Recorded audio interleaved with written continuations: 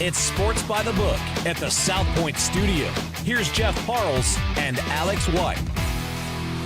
Welcome in. It's Sports by the Book here at the South Point Studio. Jeff Parles, Alex White alongside. Thrilled to be with you as always.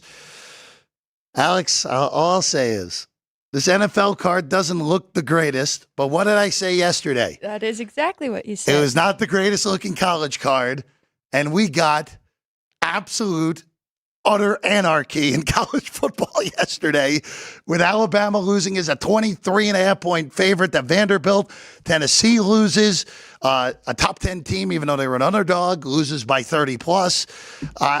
Michigan loses. USC loses. That was, in all honesty, even with the two other top 10 teams losing, they were underdogs. USC losing to Minnesota, unbelievably stunning. So just a reminder, even when these cards don't look the greatest, that's right, you can end up with craziness across the board, Alex White. And right now we do have a game going on at the international game, so we will do our very best to keep you updated on that, as well as going through the games on week 5 of NFL. So I'm happy you brought that up. Well, kind of happy you brought that game up going up in London, because we have a commercial, so in-game numbers are up right now. Minnesota 17, Jets 10 after 3. Minnesota hopped out to a 17-0 lead. Biggest play in the game so far. Only Aaron Rodgers' 5th career pick six. That's it. Only 5 career pick sixes in his career, and Andrew Van Ginkel got him for a 55-yard pick six. That's the biggest play in the ballgame, and that's the difference right now. 17-10, Minnesota in front. This has been the weakest offensive showing so far for the Vikings this year. But nonetheless, their defense has still looked pretty darn good across the pond. Either 7 or 6.5 live right now. Total 37.5 with that 17-10 with 15 minutes to go. Alex. Getting 7 points here with the Jets? At one book. Minnesota's the ball just inside Jet territory to begin the fourth quarter. If you're looking to bet this thing live, they'll have a 3rd down and 10 after Darnold dirts one into the ground on 2nd and 10 for the first play of the quarter. All right. By the way, I actually ended up betting the Jets in this game, which is the classic "What are you doing, Jeff?" moment. All right, let's go to today. Shorter week. 4 teams on bye. Detroit, Tennessee, Philadelphia, Los Angeles Chargers, all off. Very early bye for these teams. They'll have 13 games to go when they come back in week 6, I should say. Let's start in Chicago. Andy Dalton and the Carolina Panthers go to Chicago. And Alex, this is one of these games today. We're going to talk about some weather involved in some of these games. And this is a weather game. And it's because it's supposed to be windy. Yep. And it's supposed to really gust throughout the game in Chicago. Steady 14 mile an hour. Gusting to close to 30 at Soldier Field off Lake Michigan. And Alex, 4 on Chicago, and that total has taken a nosedive after the initial move up because of that wind coming off Lake Michigan today at Soldier Field. So my dad says if the wind is that bad, he takes a full touchdown off of his total. So I made the total 40.5. If we took a full touchdown, that is an automatic underplay. I actually went under 42.5. Not a big enough difference that I usually like, but I did a small play to see where these lines would move. So I'm locked in there. When we take a break, I'm probably going to jump in more on the under here. I'm also on the Bears for the 2nd week in a row. So best of luck to me here. But Carolina 1-3 straight up, 1-3 against the spread. And Chicago 2-2, 3-1 against the spread. I never really moved Carolina up very much after their big win with Dalton coming in and then beating the Raiders. So with my line, I still had the Bears as a bigger favorite than what they had. I have them as a full touchdown favorite here in this one. So can I just ask you real quick on Andy Dalton versus Bryce Young? And I know that I don't want to say it's ancient history with Bryce Young at this point, but Carolina's offense looked like the worst unit in the NFL by a wide margin without Young. Last week, really their defense failed more so than anything against. Look, it was a desperate Cincinnati team. If they lose, they're 0-4 and their season's completely done. I don't want to take too much from it, but it's obviously not going to outweigh the wind, obviously, today for Carolina. But have we steadied on a number and the improvement from Dalton, going to Dalton from Bryce Young on Carolina yet, Alex? I think so, and we definitely did see the regression from week 1 to week 2 from him. So, but as you mentioned, not terrible numbers. 65%, completed 65% of his passes, 6.9 yards per play. So it's throughout the year, but I think we're going to continue to see him regress a little bit because he was just so fresh coming into that first game. And you're right, that does make me a little bit nervous laying points here with a rookie quarterback in the wind because it will definitely impact both sides. You want to have something fun that you probably didn't realize? You know who's the longest home winning streak in the NFL right now? The Chicago Bears. Wow. As we expected with that. Bears 40.5. By the way, the only thing I would look at from a traditional sense in this game would only be looking to Chicago as well. But it is a little bit frightening, again, with having a rookie quarterback playing in these conditions for the first time. And look, Caleb Williams is going to have to get used to it because, well, we know the weather's only going to get worse as the year goes along in Chicago. All right, let's go to the AFC North next. Big one in Cincinnati. Bengals hosting the Ravens. Boy, the Ravens last week, wow, just decimating Buffalo last week. And Alex, I said this on Friday to Chris and Vinny on Football Frenzy.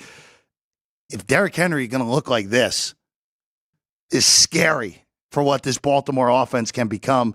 Lamar Jackson was only asked to throw 18 times last week, and because of it, didn't have to do much because Derrick Henry almost had 200 yards on the ground last week, 24 for $199 That's right. for Derrick Henry in that 35-10 romping over Buffalo.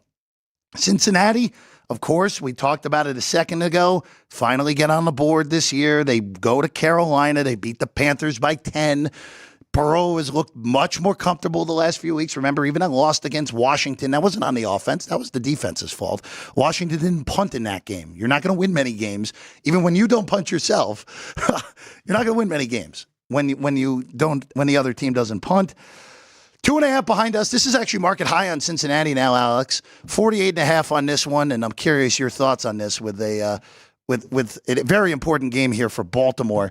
And Cincinnati, 1-4 is tough to get through if you lose this game to the Ravens. So this is a tough one because I do think we are going to see a lot of back and forth here. Both offenses playing very well. As you mentioned, 199 rushing yards for Derrick Henry, 8.3 yards per carry.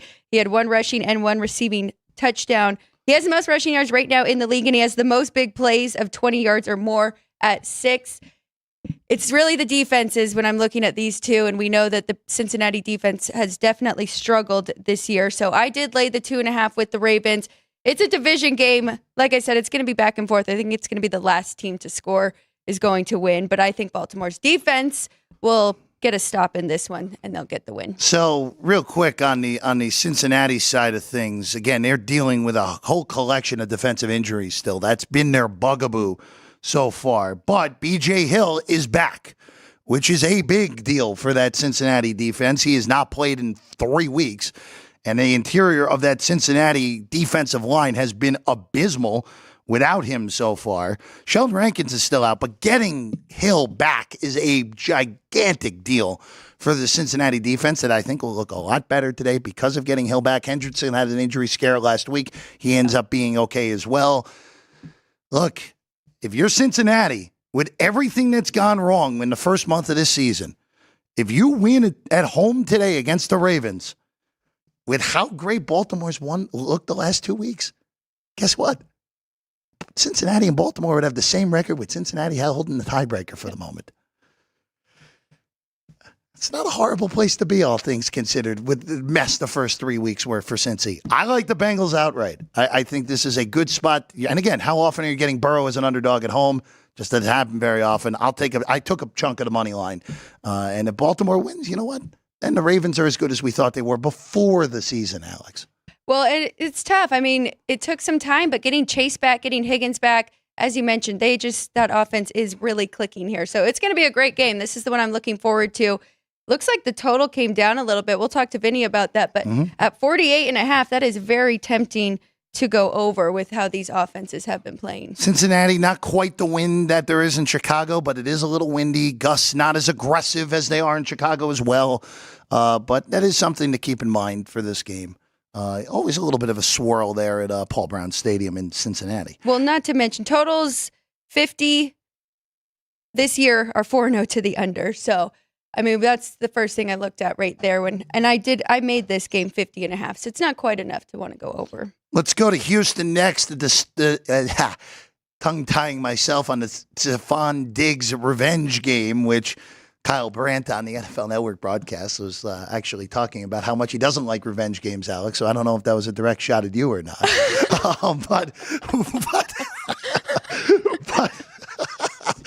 But the Texans. I guess so. I'll take it. We need to laugh every once in a while on this show. The Texans are 1.5 behind us. This has been moved pretty much the whole week towards Houston throughout this week. Looking at everything, you go injury-wise for Buffalo. That's the biggest reason for the moves. Taylor Rapp, Tyron Johnson, secondary pieces. Considerable ones at that, out for Buffalo. Khalil Shakir, the most reliable Buffalo receiver, out today. Ed Oliver, arguably Buffalo's best front seven guy, out. Von Miller, out because of suspension. So there is a lot of injury concern on the Buffalo end of things. On the Houston end of things, look, there are injury concerns as well on the Houston end of things. You have a scenario here where you're basically without Joe Mixon again, no Dameon Pierce for the third consecutive week. Starting tackle Titus Howard is out as well. But Alex, Houston, even though they are, again, one loss, 3-1, totally in command of that division, there's something that seems just slightly off with them so far through the first month of the season. Well, you make a great point. 3-1, but they're 0-4 against the spread. So they've Is that good? That is not good. They've just barely been squeaking by. I like the Texans, though, in this one, not for the revenge game. I'm actually, because I think it's a buy low spot on this team that is underperforming from what our numbers had to start. All the defensive injuries that you just mentioned, I think that the Texans can really capitalize on that, and they have the weapons to do so. Not every team will be able to do that, but the Texans definitely can take advantage in this spot. So I jumped in when it was pick. I think they're still okay here, but you brought up Joe Mixon. That's a huge part of their offense where they have really struggled because they have been so pass heavy and they want to be more balanced than they have had the ability to. But good spot for Houston, in my opinion. How about pass heavy, Alex White? Houston, since week 1, 46 snaps on third and fourth down so far. On third and fourth down, period. And 46 plays, 46 dropbacks. Oh, my God. Not good. Not good. There's some C.J. Stroud scrambles in there. There's some other things, but not good at all from their play balance. And look, I just in the camp at this point with this Texan team. They're the best team in that division by a wide margin. There's injuries, by the way, in that division today, and we'll get to that. Mm-hmm. Tennessee might have been starting the wrong quarterback through the first month, and they might be stuck with Levis because of the draft capital they used. Anthony Richardson's battling injury already. The Jaguars suck. So there's a lot of issues going on behind them that Houston, again, took advantage of Jacksonville last week. It's a big scenario here for the Texans. You get an out-of-division win against Buffalo, you're really in good shape. And this is also an important game tiebreaker-wise with these two teams looking like they will win their divisions, especially with the mess behind Buffalo currently in the AFC East. Quick update in London. Will Reichert 53-yard field goal is good. Vikings take advantage of a bad punt by Thomas Morstead and take a 20-10 lead with just a shade under 12 minutes to go in London. 7.5 right now on Minnesota's your in-game line. Total 37.5. 12:07 officially to go at Tottenham Hotspur Stadium. And the Vikings, who are trying to go wire to wire in this game, have a double-digit lead once again. It's been a good game so far. I mean, not great offensively, but it has been a really tight game as expected. Was that what the total opened at, 37.5, or what it was? 42. Oh, it was much higher. Okay. Yeah, that got bet up. That was a popular overpick today from a lot of people on gambling Twitter. Our Jets are playing in that game. You do realize that, guys. Nathaniel Hackett's calling plays, or at least attempting to call plays in that game. All right, well, we just mentioned Jacksonville. So, horrific injury bug for Indianapolis this week. Horrific. Anthony Richardson, out. Jonathan Taylor, out. I just named their two most important players on offense. In comes Joe Flacco, which, look, for this matchup, in this weather, which, by the way, it's going to be raining in Jacksonville. Also, Kwity Paye's out, who's arguably their best defensive player. Indianapolis, look, for this game in particular, I actually think Flacco might be better off than a compromised Anthony Richardson. I'm not saying Flacco's better than Anthony Richardson. I'm not saying that. I'm saying the version that we would have saw of Richardson today in bad weather against a desperate team at nowhere close to 100%, he's definitely worse than Joe Flacco in power rankings. So I'm a little bit surprised. And look, maybe I shouldn't be, but I don't think this should be 3.5. I like Jacksonville at 2.5. I like Indianapolis at 3.5. You want to go for the 3-point middle and you want to torture Vinny Magliulo and the books on this one to get this game to land 3? Go ahead. No problem with it. If you took Jacksonville earlier in the week, I would strongly consider coming back on Indianapolis at 3.5 flat right now. Honestly, I feel like I'm against the world here with the Colts and the points. So I'm glad that you like at least getting the hook because I just don't see it. I understand it's a desperation spot. But if this game was a pick, sure, yeah, take the Jags to win outright. But to cover a field goal too, I mean, this team is 1-9 in their last 10 games. If you go back to last season when they dropped the last 5, or they dropped 5 of their last 6. So their defense is a mess, and they're only scoring on 14% of their drives. I think the Colts can hang in this one. We've seen Steichen do more with less. I think Joe Flacco is one of the best backups that we have in the league, and they have enough weapons to use there. We also saw JT miss some games last year, and they still found a way with Minshew and no Jonathan Taylor. So I like the points here a lot with the Colts, and happy to hear that you like it with the hook at least. So I thought Jacksonville actually, short of 3, was the best bet of the week in the league. Just with everything, again, 0-4, desperate team. I thought that a lot of people wouldn't bet Jacksonville because they'd see 0-4 favorite. What are we doing here? I'm going to take a plus price on Indianapolis as a dog in that game, and that just has not happened because of the injuries. And now I think everyone's power rankings are a little bit off today with how Flacco is viewed versus a compromised version of Anthony Richardson. So a little bit surprised how this game has been bet across the board at 3.5 with the Jaguars at the moment. All right, you got to give go ahead, Alex. Not even public. You got to give sports bettors more credit because they really have the situational spots figured out, I think, better than in the past. With that 2.5, so I do get it there. And there are reasoning. And there's more regular bettors that are realizing this. I agree with you. I agree with you on that. I just, the biggest point of contention right now is that Joe Flacco is not worse than Anthony Richardson not healthy. Yeah. That's the biggest point of contention with what the bettors have done with this game. Maybe I'm undervaluing Jonathan Taylor. Maybe that's the other thing I'm doing here. But, Same, yes. But a little bit surprised at how that has all worked itself out here today. All right, Sean, we'll take 1 minute here. When we get back, Vinny Magliulo will join us. We got games. We have baseball to talk about as well as Vinny. We got 2 playoff games. Again, 2 behemoths in the National League. Boy, what a comeback by the Los Angeles Dodgers last night. And the New York Mets as well. They're both up 1-0. We'll get the take from behind the counter when we get back here on Sports by the Book. Get ready to laugh with Punchlines with Frank Nicotero. Join Frank, Ryan McCormick, and their team of featured guests for your daily dose of comedy. The deli has mayo, just a little here. Well, Cowboys fans think it's good to be their year. Sports. I'm a Steelers fan. The Steelers are sorry to hear that. Do I hate Tom Brady? Yes. Do I respect Tom Brady? No. And the funniest social media posts. People want to show off their food. Boom.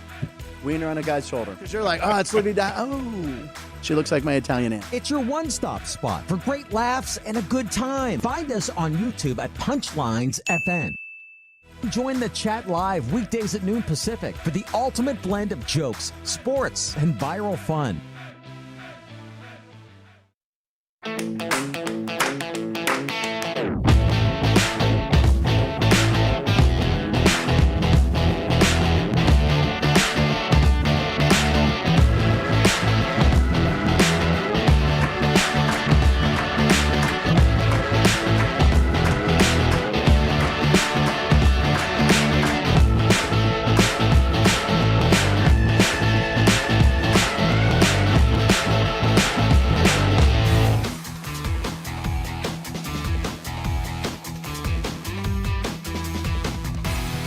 Welcome back in Sports by the Book, South Point Studio. Jeff Parles, Alex White, Vinny Magliulo's here as well. Quick update in London. Jets go 3 and out, and the Vikings get it back a little over 11 minutes to go at Tottenham Hotspur Stadium. 9.5 your current numbers if you want to hop in game on this one in London. All right, Vinny, welcome in. Welcome in. Good morning. I heard you both talking about the bettors and how bettors adjust. You have to give bettors a credit. You know, it's great. They adjust to times. They pay attention, becoming more educated. Yep. Thanks to us, I think. You know, we tell it like it is. We're honest about things, and you know how to shop for prices and do different things. So, bettors had a pretty fair day yesterday. Actually, again, it's kind of been a pretty good run the last couple of weeks on the college side for the bettors overall, and they just come back and reinvest. And you could see, especially with this early game in London. We've got a packed house. I mean, you got to love it. So, let's go back to yesterday real quick because which part? Because you start off with a top 25 matchup where the lower rated team in the AP poll was the right side from basically the first 90 seconds of the game in College Station. A&M might just actually be really good. We might just been taken off the scent because Notre Dame beat them week one. They had that might be a quite a good team, Vinny. They had Texas. You have to tell. We've talked about it the last couple of weeks. You have to credit Texas A&M for the way they got off the carpet after that tough home loss to start the season, right against the Fighting Irish. But the other part too is again another byproduct of this expanded playoff is a psychological plus. Your season is not over after one loss. Yeah. In week one, right? Or week two.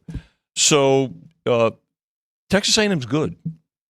And they're definitely they're making a case for themselves. So the other SEC result obviously yesterday that was earth-shattering. You mean the earth-shattering. The Vanderbilt Vinny, that's earth-shattering. And I was saying this to Sean, where yes, Northern Illinois over Notre Dame was a bigger upset, non-conference game in Notre Dame Stadium. Yeah. But you see that type of game happen every once in a while in college football, where the better team has a bad day on offense, and it just happens every once in a while. What you almost never see in college football is the better team score 41 points and still lose. The defense was an absolute. And I asked Alex this before when I walked in, and Alex will have and Kenny will have their full power rankings this week on the show for college football, and Ryan and I will have ours tomorrow as well. What do you do with Alabama now after what happened yesterday? Because the offense can't really get downgraded, but that defense has to get downgraded in significant fashion after 2 straight weeks where they've been bad. Right. I mean, you look at the second half last week against Georgia, but you knew Georgia was going to make a run, right? Right. Yesterday was pretty unexpected.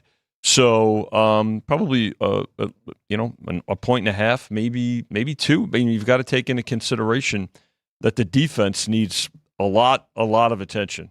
They're not going to win a national championship with that kind of defense. I mean, to lose, you hit a key point, Jeff. If you score 41 points and lose a football game, there's massive problems. Special teams as well, right? Given Vanderbilt starting field position and turnovers or become a concern as well. So you've got to adjust. And again, it's not you don't want to just go too extreme, but definitely you've got to take into account that just what we're talking about is a problem. The other thing is classic look ahead spot or letdown spot. Yep. In college, you've got look ahead spots, which I think we saw a couple of examples of yesterday, and letdown spots. So they were sky high after that win last week against Georgia, which for Georgia is not the end of the world either, right? Based on what we're talking about with the expanded playoff. So, but certainly, bears noting. Texas, the biggest winner yesterday by not playing. Texas, we had, if you remember last week, Texas was, at least in my power ratings, rated number 1. Yeah. Still should be there. They will definitely be there, and probably by a bit of a wider margin. So, you've got, listen, the top four are still going to be Texas, certainly Georgia, Ohio State, and Alabama, is still going to be in the top five. But look, it makes for really good business too when folks know that you can get these long shots that have a chance. We got a long shot today. We have a young lady, a person came in this morning just to kind of transition. How about 80,000 to win 136,000 on the Panthers on the money line? Why not? Sure, if you have that type of money to throw around on Andy Dalton on the road in a 20-mile-an-hour win game, sure, why not? Why not? Why not? I mean, you think about that, and Chris and fun. Chris was telling me we kind of did a double take, and then but then there was buyback on the Bears. You got about 60,000 buyback on the Bears. So look, it's about writing business, and folks know, and they have to know a couple of things that. In order to be successful in this business, you've got to bet some underdogs from time to time. And people have to cash tickets so they can reinvest. Vinny, will you give us some updates for those 6 morning games on so I'll give you this game was just a quick update on this game, because this has actually become a game somewhat again. Sam Darnold intercepted on a 3rd down and 10. The Jets are in field goal range. With 8:20 to go in a 20-10 game. Again, this has been Minnesota wire to wire. Credit to the Jet defense for at least keeping New York in this game in a day where the Jet offense once again has just looked pitiful on it again. Without Sauce Gardner. Yeah, they've been better since Sauce has left the field. Actually, concussion looks like. Yeah. This was a 2-way betting game. 2.5. Jeff, I know you said you don't make bets at 5 a.m. when you're just waking up, guys. Let's just go with that. I disagree with that. I recommend you we have a 24-hour operation here, so feel free. That's the behind the counter perspective. Right? This is the better perspective. So feel free, ladies and gentlemen, to invest whenever you so choose. So 2-way on this game. We did close it. I might get away with it, by the way. You might. You just might, buddy. This 8 minutes might. This game might be. This game might still be going on after we get off the air. 2.5 and 42 closed. So a move to the over from earlier in the week. The Bears, as I mentioned, 4 originally went down to 3.5. Now 4, still 4, 40.5. This game's been bet under. I talked about the 2 big money line bets on both sides here. Again, 80,000 to win 136 on the Panthers, and then another 65,000 on the other side. So writing a lot of business on that game. Ravens Bengals. Here we have the Ravens still holding steady at 2.5 and 48.5. Defensive injuries really for both sides in this game, so it's going to be interesting to see how the offenses maybe can really put up some points here. And I think that's why you've got one of the, even though the game was bet over originally, now down a little bit, but I suspect there'll be a little bit more over money coming in shortly. The need here in this next one is the Bills. Texans are now 1.5. Bills open as a 1-point favorite on Monday. 1.5 for the Texans and 47.5. Colts, we know about Richardson. I heard what you were saying about Joe Flacco. Very capable, more than capable. We saw what he did last year, and really let him help lead to victory last week. So the Colts are 3.5 though. So we did go through the 3. There's some games here we just don't need 3s. I also heard your remark about that too, Jeffrey. Yeah, you just love to see it. Why not torture the bookmakers, right? You have the Federal Reserve that takes their time in lowering interest rates. All we do is stimulate the economy, and you want to just root for middles for crying out loud. Vinny, I think you'll be okay. I think so. We'll be open. The Dolphins and Patriots. By the way, rain in Jacksonville. I think you reported that. Yes, they've had rain all night and heavy at times. And another storm, unfortunately, moving through that area. So our thoughts And prayers go out to our friends and fellow citizens down in Florida. The Dolphins and Patriots. Dolphins 1.5 now, and 36.5 on this game. So a lot of Dolphin money. We need the Patriots here. The Browns and Commanders. Toggling really off. Well, actually, I shouldn't say that. That was another game we'll get to. Commanders open 4 down to 3 right now. Will it go lower? I don't think so. I think we'll and then 43.5 on this total. Not a lot of movement. So those are the early games. I just want to ask you with the Commanders real quick. Yeah. Because we talked about this a little bit on Friday, where you have a team so lowly power rated at the beginning of the year. Yeah. And now they've looked like the best team in football, arguably, on offense the last 3 weeks. Yeah. How do you handle a situation like this where we talked about priors on Friday, but different audience here on Sunday, I'm sure, is interested in this as well. Good point. And I think this, first of all, you start with obviously their success and what they've done. They've been able to score points. Look, the defense is good. It's more than serviceable, right? They're competitive. The fact that they're scoring points, the thing about it is that then you look at the division, right? You look at who they're going up against in the division. Philly is, I mean, they have a bye this week, which they probably need because I think they're completely out of sync, and I think that quarterback and coach particularly are out of sync there. There's a lot of talent there. Can they get things right? I don't know. We've been waiting for Philly to get it right since the second half of last year. You look at the Giants completely retooling, and the Cowboys with their injuries and their inconsistencies. 1 week the Cowboys look like they're a playoff team, and then the next week they don't. So the fact is that the Commanders have been the most consistent team in the division. So we've had to upgrade their power rating by, when you look at, say, the preseason to now, 4 points, 4.5, even 5. So again, and also it's the matchup and the circumstance too. But by at least 4, probably 5 points compared to going into the season. By the way, Vinny, it looks like I might get away with this. Garrett Wilson, a 2-yard touchdown or a 1-yard touchdown reception from Aaron Rodgers. It is 20-17 with 6 minutes to go in London. So this is not over somehow. Feel good about that 5 a.m. bet now, don't you? A little better, right? Hey, look, I'll very happily take my money back, Vinny, listen, at this point. But 6:04 remaining. Okay. No one's putting up live numbers right now. It's and if they do, it's going to be all money line related things. You're not going to be able to bet a spread and not a total either this late in the game, more likely than not. And if it is, it's going to be, especially in this game situation, I don't see many totals probably popping. Vinny, before we let you go back to work, because we've kept you for about 16 minutes here. Sunday night, I want to go to real quick. Okay, I was going to run. If you want to rattle through them all, please. I'll give you the afternoon. We'll get to Sunday night. How's that? Okay? Absolutely. So again, 105. So a nice little spread this afternoon too. 4 games. Raiders, Broncos, we know about the Raider injuries.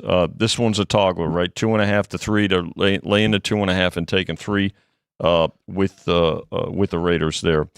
Cardinals are going to be in need this afternoon. This game is up to 7.5 off the 7 opener for the 49ers. Total on this one has kind of gone back and forth, up to as high as 50, now down to 48.5. Packers, Rams. Look, again, we know about the Rams injuries, and the Packers again trying to figure some things out too with Love. But look, this one here is they took the 3.5. That was a play on the number on the Rams at home, but it's sitting at 3. By the way, this will feel like a home game for the Packers. What makes you say that? Surprise, right? The way they travel and the fact that the Rams just I don't know who's got a lower home field, either Rams or the Chargers. Chargers still have a lower. Probably the Chargers. At least there are at least pockets of Rams fans at these home games. There's no pockets of Charger fans anywhere other so, than San Diego at this point. Giants injuries, their best receiver, Neighbors being out. This game has gone. What's interesting about this game? It kind of toggled earlier in the week between 6.5 and 6, but now up to 7. So there's a lot of money. Teasers galore too with the Seahawks sitting at 7 and 42.5. Cowboys, this game tonight, their injuries. Steelers, this one's the toggler. 2.5, laying 2.5 with the Steelers, taking 3 with the Cowboys. This will be a very heavily. This will be the most wagered game of the day by virtue of its position and carryover, everything going to it. So, and that will all the carryover will certainly impact where this game, where this number moves. Well, it doesn't hurt that it's two of the most public teams, no doubt, in sports. Sure. Yeah, it is. Yeah. Look, it's an interesting game, and we'll get everything in the next 25 minutes. But huge injury concerns on Dallas's end without their 3 best defensive players going into this game against the Steelers. Tomorrow night, 5.5, holding steady. Chiefs 5.5, move to the over at 43. Very intrigued to see when that finally touches 6, Vinny. Yeah, I think again it'll be impacted by all carryover and everything. So we'll see how that game plays out. Now I know you also wanted to know about your miracle. Yeah, real quick on the baseball. Miracle Yes, Mets, right? Yes. Mesmerizing. That absolutely catch the fever. $1.48 Philly opened. There's belief in the Mets. That this game is down to $1.40, 7.5 for the total on the opener, now sitting at 8. Padres Dodgers come back last night. This one's holding steady, just under $1.40 at $1.38. That game, there'll be plenty of movement there. A little move to the under off the 8.5 opener, now sitting at 8. Dodgers in a big hole early, come out of it twice. Very impressive from LA last night. Yeah.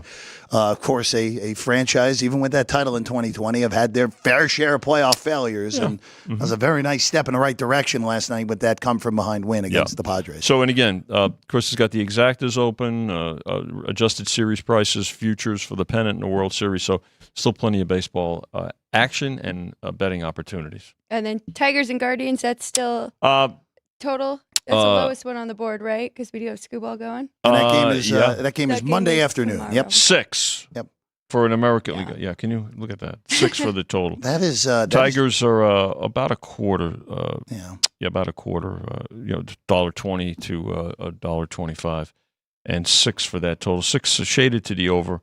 The Yankees, who really took advantage of a poor bullpen performance by the. I don't say that very often with that bullpen. I know. The Yankees opened $1.44. That's where they sit, and 7.5 in that one. Let's just put it this way with yesterday in baseball. The replay review screwed up 3 calls yesterday, and one of them played a huge role in the Yankee game where Chisholm was clearly out, and they claimed they didn't have enough evidence despite the fact that all of us saw Chisholm never get to the bag. And that Chisholm ended up scoring the winning run. He did. Because of that. Mm-hmm. So, again, I hate that I even have to mention it, but actually, I'm not going to lie. I don't hate that I have to mention it. But tell the truth. But pretty ridiculous that we have all this replay and they can't get it right in baseball, and more so than the other sports, more than anything. No, it's look, listen, the balls and strikes thing. Now they're too stubborn on that at this point. But I could tell you this: to your point, replay should absolutely get it right. Yes, and they didn't last night. So, and in the end, it may have cost the Royals a game. Yeah, may have. Vinny, thank you as always. Good to be with both of you. Best to everybody. All right, crew. Real quick in London, as Vinny gets his laptop in order. Minnesota's driven into field goal range with 3:15 to go. They'll have a 3rd down and 7 coming up. Jets just used their first timeout. So 20-17. Total actually is in the balance still. Minnesota gets in the end zone here. That total will go over all numbers. So total still in the balance side. Minnesota again 2.5 basically everywhere when it was all said and done. All right, let's go to the AFC East. Alex, they're betting the Miami Dolphins today with Tyler Huntley at quarterback for the Dolphins. Up to 2 in this game right now with a total of 37. Alex White, they bet. Help me out here. They're betting the Dolphins and they're betting the over in this game. I can't help you out. This was a complete pass for me. I don't know what to do. I mean, I think we'll see better Tyler Huntley today in game 2. And Jacoby Brissett really has been very underwhelming since that first shocking game where they upset Cincinnati. But, I mean, through his 4 games, he's had 2 touchdowns and averaging 134 passing yards. So I don't really want any part of either side here. I thought potentially the Dolphins at pick, get a win here. But, I mean, Miami 0-4 against the spread so far this year. And the Patriots 1-2-1 against the spread. So, well, I will tell you right now, I just money line New England. plus 110, okay. Yeah, I just took plus 110 with the Patriots. This Miami offense is awful right now. And look, and I said this on Friday, and I'm going to keep saying it until this season ends. When the Miami Dolphins end up with one of the worst records in the NFL, they're only going to have themselves to blame. Because they watched the Jets last year with Aaron Rodgers get hurt in play number 4, and their season melted because they had no competency at the backup quarterback position. Going into the season with Skylar Thompson and Tim Boyle and now Tyler Huntley off a practice squad as your backup quarterback to a guy who has a known concussion history, you deserve this. And it's your own fault. It's your own fault. Because if you had a real backup to Tua, you know what? The Dolphins would be just fine here. Be just fine if they had a Tyrod Taylor, a guy who was in a Darnold mold in San Francisco. They'd be just fine with a reasonable backup quarterback. And they're not because of it. New England, look, they're not any good. I get it. But if Brissett doesn't turn the ball over, this is a game New England should be able to win because of what Miami has become. And Miami's defense has also played poorly also. It's been just everything that it could go wrong has gone wrong so far for the Finns here in 2024. All right, let's go to D.C. By the way, Will Reichert good on a field goal, 23-17 in London with 3:07 to go. So the Jets are getting it back, down 6. Last 7, look at that. I'm surprised they've actually had a 17-point comeback since COVID happened. Last 17-point comeback for the Jets in October of 2021 against the Miami Dolphins. Kind of surprised that actually happened. That was a Zach Wilson game. The Washington Commanders, 3-point favorites against the Cleveland Browns, Alex. This has been a steady take on Cleveland for the most part, from 4 to 3. It did pop to 3.5 again, but now back to 3 everywhere. Total 43.5. We asked Vinny. I mean, Washington's offense has been stellar the last 3 weeks, Alex. I did jump in here 3.5 with the Browns, and it is a little terrifying. I jumped in front of this Washington Commanders offense last week, but I think it was the wrong spot because I laid a number with Arizona, and that was a revenge game, too, that I missed. See, I love revenge games. But this one, now the Commanders are a favorite here, laying points, and Cleveland's defense is tougher than any defense that they have seen in the last 3 weeks with the Cardinals, the Bengals, and then the Giants. So I thinking we're going to see some regression to the mean here with Washington, and they still may win this game outright. And I know it's not the best team to jump on board with the Cleveland Browns, who have their injury concerns on the offensive line, and really Deshaun Watson has not looked good, but they still have a really good defensive unit that I think can slow down this Commanders offense. So at 4, I thought this was a great bet on Cleveland. Great bet on the dog at 4. Yeah. Now I can't do anything. Not at 3. Look, there's going to be a spot to go against Washington. At 4, I thought it was. Maybe it comes up at some point because, look, they've been awesome. They've been one of the best stories in the NFL this year. Jaden Daniels might even be the MVP of the league through the first month of the season. Mm-hmm. At some point, they're going to have a game where Jaden Daniels looks like a rookie. It's going to happen. I don't know if it happens today, but I really feel at some point there's got to be a good spot to go against the Washington Commanders. By the way, approaching the 2-minute warning in London, the Jets have it out to midfield in a 23-17 game. I actually have it in Minnesota territory as Rodgers is going to let this thing go to the 2-minute warning. So 2 minutes to go in London, 23-17. Everything in the balance now. The spread, the total, it's all in the balance, Alex White, as the Jets try to pull off a shocking comeback against the Vikings. We'll keep you updated as that goes along. All right, let's go to Denver next, Alex. Now, if you want a game that I have no idea what to do with. I already knew that. What tipped you off? These are not your two favorite teams. They're 2-2 though. Both of these teams. One of these teams is going to be 3-2 unless if they somehow tie in this game, which would be funny if it happened. So the Raiders without Devontae Adams in this game, it does look like they're going to get Max Crosby back though, which is a gigantic deal, obviously. And they won without Crosby a week ago. So look. The thing with the Raiders, and I've said this, even though I don't like the Raiders, I think they have a bad coaching staff. Minshew is what he is. And without Adams, that offense just doesn't have much. Zamir White also out again. I don't think that's a bad thing. I think Madison's their best back anyway. That Raider defense still has a lot of pieces, and they still are quite good. And Bo Nix, they won in spite of Bo Nix last week. He had 60 passing yards. Denver's defense played basically a perfect game and won last week. If they're going to win this game, it's because Denver's defense does it again. And you know what? Other than the second half against Seattle, Denver's defense has been really good so far this year. I know that total's insanely low for an NFL game at 36. I know it's been bet below, and obviously when we're looking for everything, we're looking for the best in the number. I still think 36 is totally okay if you want to go under it in this game. I don't think either of these teams get close to 20. I'm not even sure if either team gets to 14 in this game. And even if only one team gets to 17, I'm good. So I like under 36. That's the only way I would look at this game. Sidewise, good luck trying to figure out who wins this game. I'm with you. I don't know what to do with the side. I did go under 36.5. Not a huge play for me, but I do think that is the best way to play this. You talked about Denver's defense. They are third best in opposing yards per game, holding teams to just 256. Third best against the pass as well. And then, as you mentioned, Max Crosby comes back, and I think that the Raiders defense will definitely be able to play a role here with Bo Nix and the struggles that we have seen from their offense this year. I'll just say this on the Raiders. One more thing on the Raiders. And I still think they are actually, when we're looking at rosters as a whole, I think the roster actually is still better than Denver's.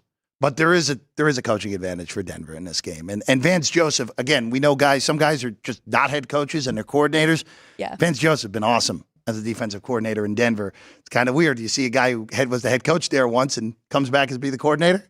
Takes a special breed of person to be able to do that. And I give Vance Joseph a ton of credit for what he's done with that defense so far. All right, let's move along. Let's go to San Francisco, Alex.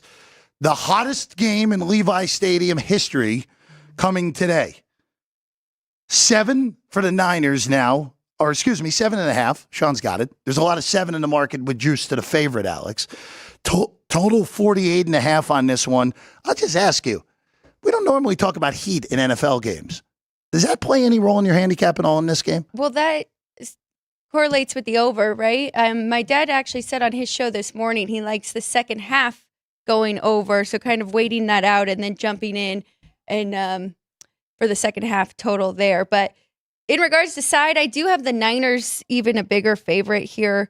I made them 9.5, but I did not lay that big number. I think this is one of those games where the Niners get out big and then Cardinals maybe play catch up and creep up there, have a backdoor cover. So I didn't do anything with this yet. I do like that total. I made this 52, so it's actually a play on the full game over, but I am going to wait it out and see, maybe jump in second half. It's so weird because we usually talk, when we talk heat in the NFL, we talk humidity. In Florida, with a team from the Northeast going down to play in Florida in September. That's normally the only time we ever talk about heat in the National Football League, Alex. For this is such a unique circumstance where it's a team not used to heat, but Arizona is used to heat. But it's a different type of heat. This is, again, it's not the dryness that we know that everyone in the desert here and in Arizona is accustomed to. I mean, it's going to be pushing 90, 95 degrees today in Santa Clara. Crazy.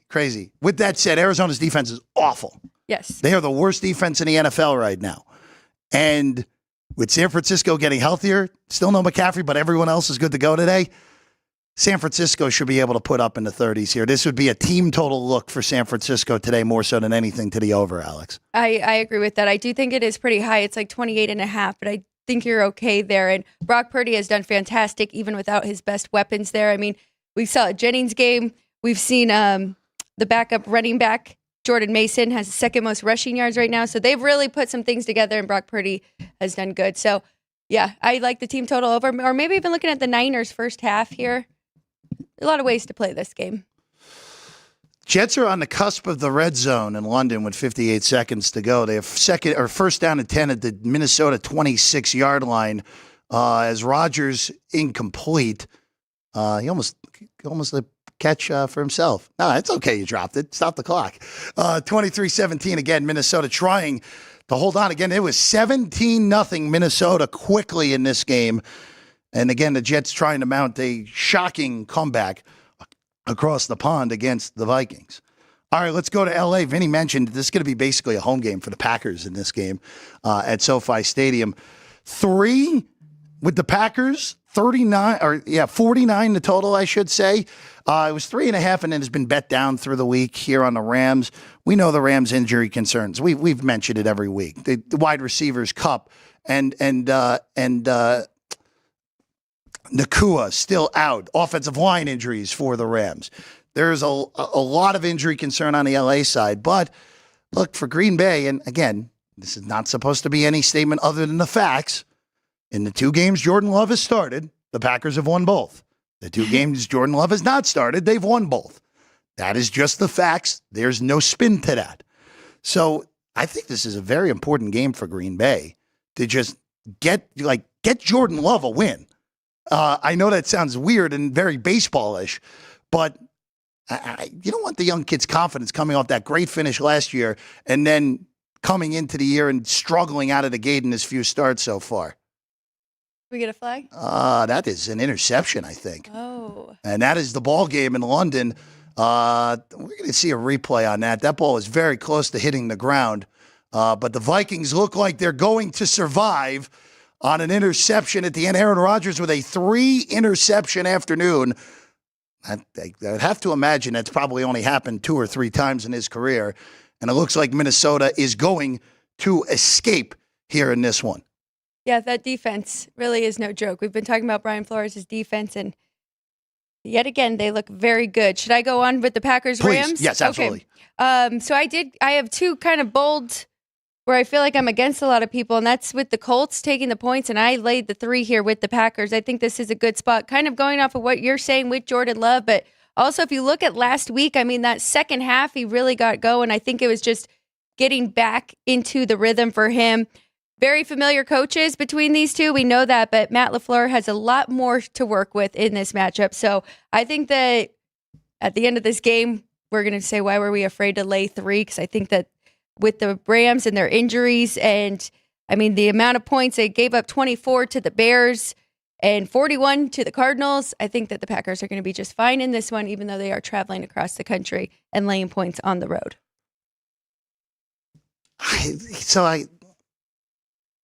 Coaching-wise in this game, we have 2 of the elite staffs in the league here.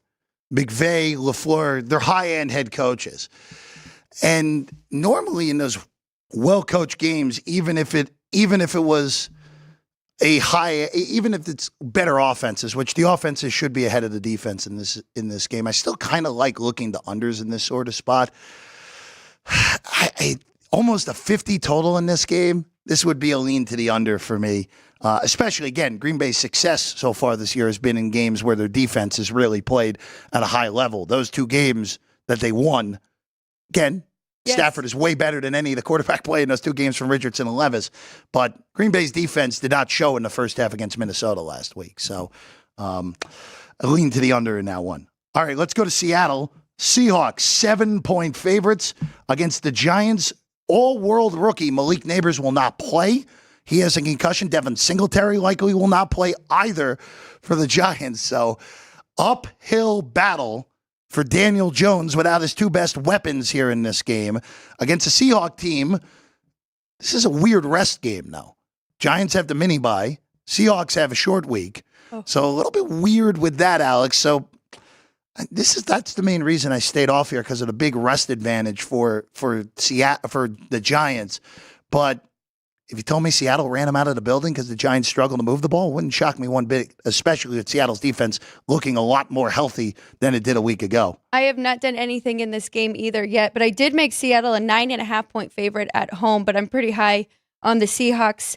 And I think we've seen their defense just improve so much since last year, and we're still kind of waiting for that offense to fully click. But I do like Seattle. You mentioned it about the rest point between the two, and it is the most popular Survivor pick. So take that as you will. I'll probably end up teasing them down and finding a partner with it. Who would that partner do you think be today? We still would go favorites as opposed to like a Cincinnati who's sitting in that 2.5 pocket and going up. Well, not Cincinnati, but maybe one of the other dogs that I do. Because they're already past the 3, so that would be a good. If you like Cincinnati, that is a great partner. Yeah, they're 8.5. Jets teaser leg did get there. 23-17, by the way, is the final in London.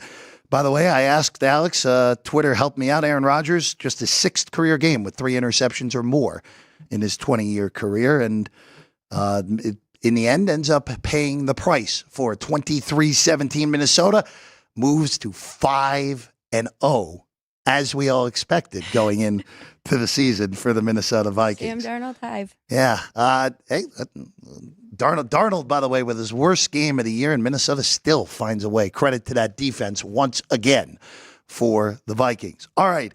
Sunday Night Football, Alex. Pittsburgh's 2.5-point favorites against the Cowboys tonight. We mentioned it with Vinny. Look, Micah Parsons isn't playing. DeMarcus Lawrence isn't playing. We're more likely than not going to see Trevon Diggs again. That is a big deal for the Dallas defense. Look, for Pittsburgh, this sets up as nicely as you could have asked for Justin Fields coming off, again, the Steelers' first loss of the year. It was honestly, even though it was their first loss, I actually thought it was the best their offense looked.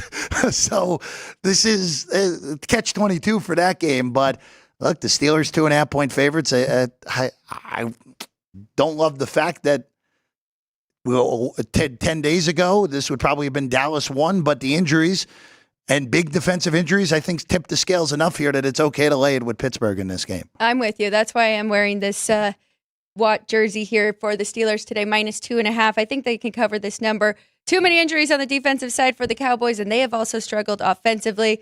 Great point. That tried to make a comeback last week, and their offense did figure some things out there. So I think the Steelers, Tomlin off a loss, I think this is a good spot for them, and they're in a good position to take on this Cowboys team at the best game, the evening game of the night. This will be a huge handle game. Huge handle game, as Vinny told us going into this one. By the way, 1.5 across the board on Houston now, so that's been a consistent stream on the Texans. The unders getting hit in Cleveland and Washington as we speak, now down to 43.5. It is, that's an NFL day.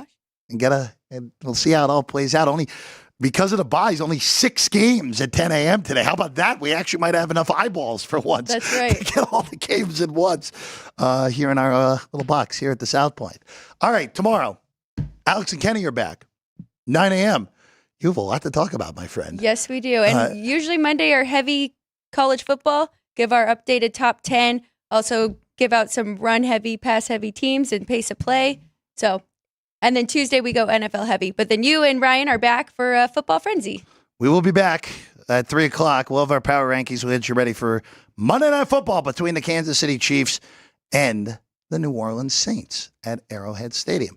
Drew Dog, Sean, thank you. I pointed to the wrong spots. Drew Dog, Sean, very good. Drew Dog, I should have realized when I didn't see Sean's head just branching out of the computers over there. Sean's very tall, guys. That's the only reason I can even say that. So good luck on all your plays today, guys. Alex, good luck. Good luck, everyone out there. We'll see you again tomorrow, 9 a.m. Alex Kenny will be back for a big version of Sports by the Book on a Monday. We'll see you then.